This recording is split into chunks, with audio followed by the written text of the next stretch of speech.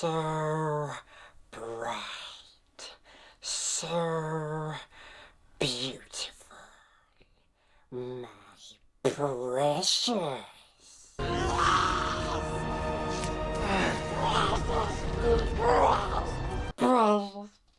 Okay. Let's be serious for a minute. So, the news has come out today that Andy Serkis is directing and starring in a Lord of the Rings spin-off prequel produced by Fran Walsh, Philippa Boyens, and Peter Jackson, aka the original creators of the Lord of the Rings trilogy. And the film's current working title is The Lord of the Rings: The Hunt for Gollum. So my initial reaction to this news was kind of, well, I mean, the thing is, when the news broke, it broke in a very slow way. It was slowly trickling through Twitter, so all I saw was Lord of the Rings prequel film in development, due to release in 2026. And I was just like, oh, okay. I mean, I knew this was happening because David Zaslav initially announced that he was working with Peter Jackson to make some Lord of the Rings prequel spin-off material. But even still, it was just like, okay, what are they gonna do? And then I went on Instagram, and immediately I saw Andy Serkis post a picture of him and a Gollum statue basically saying, "We're back, precious, Lord of the Rings, The Hunt for Gollum." And I was like, oh, this is the prequel? Okay, I'm in.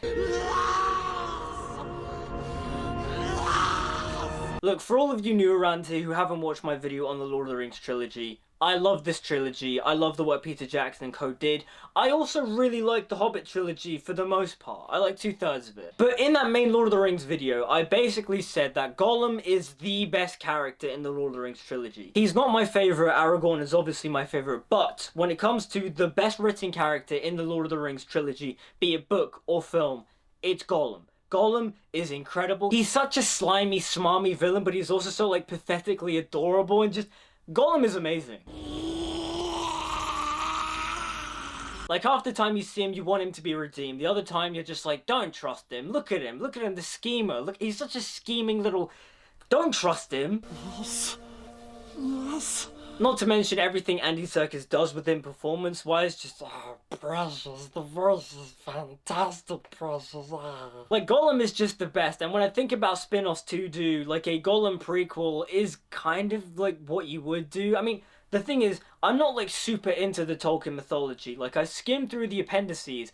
That's kind of it. And the thing that grabbed my attention in the appendices was the fact that Aragorn hunted Gollum, and then Gollum and Aragorn did some stuff together and all that kind of stuff. And if this is what that film is going to adapt, I'm so down for that. And the thing is too, though, with Andy Serkis directing, is that I can't judge Andy Serkis as a director because I haven't watched Mowgli, and I didn't watch that film he made with Andrew Garfield. I think it's called Breathe. But I also did see him direct Venom Let There Be Carnage. And the thing is, I'll allow him because it's Venom Let There Be Carnage, it's a Sony film. He obviously didn't have that much creative control. Like, you look at the rest of the Spum catalogue, like, yeah, I'm not gonna judge Andy Serkis for making Venom 2. But the thing is, too, is that he also directed lots of the second unit stuff in the Hobbit trilogy. So, you know, I'm down for Andy Serkis directing and starring as Gollum. Like, if anyone knows Gollum, it's him. Now, the one thing I will say that concerns me, and granted, we barely know anything about this film, but the thing that concerns me is that if they are going to do the Gollum Aragorn stuff, who's going to play Aragorn? Because I doubt they're going to get Viggo Mortensen, considering he's, what, like 60 years old.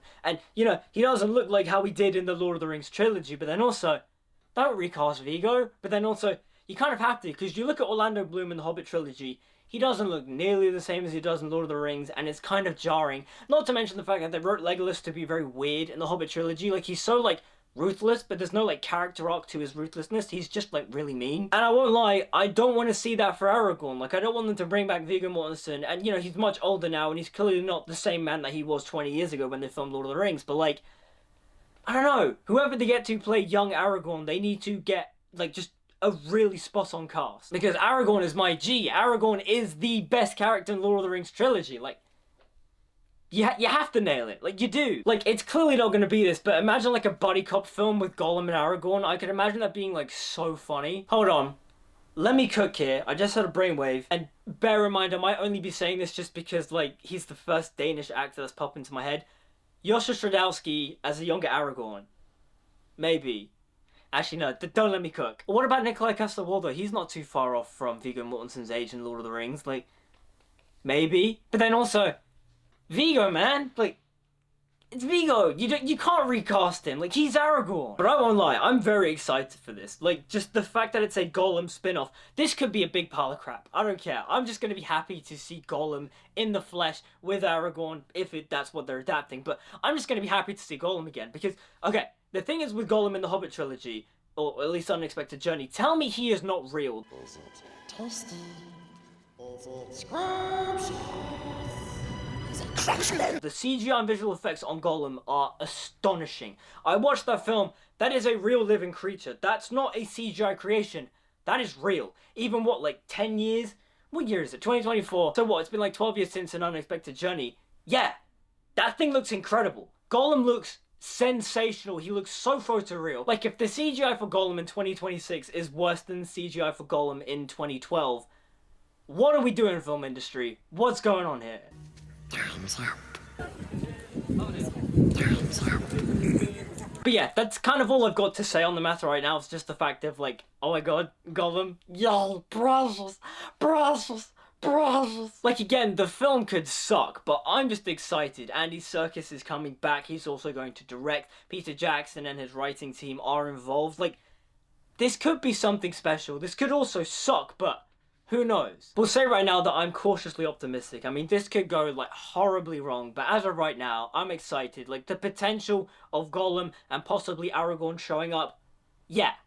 This is kind of cool. But those are just my initial thoughts on the idea of The Lord of the Rings, The Hunt for Gollum, the spin-off prequel starring Andy Serkis, directed by Andy Serkis, all that kind of stuff. Those are my thoughts. What do you guys think about it? Are you excited for it? Are you very cautious about it? Do you think this will be terrible? Let me know in the comments down below.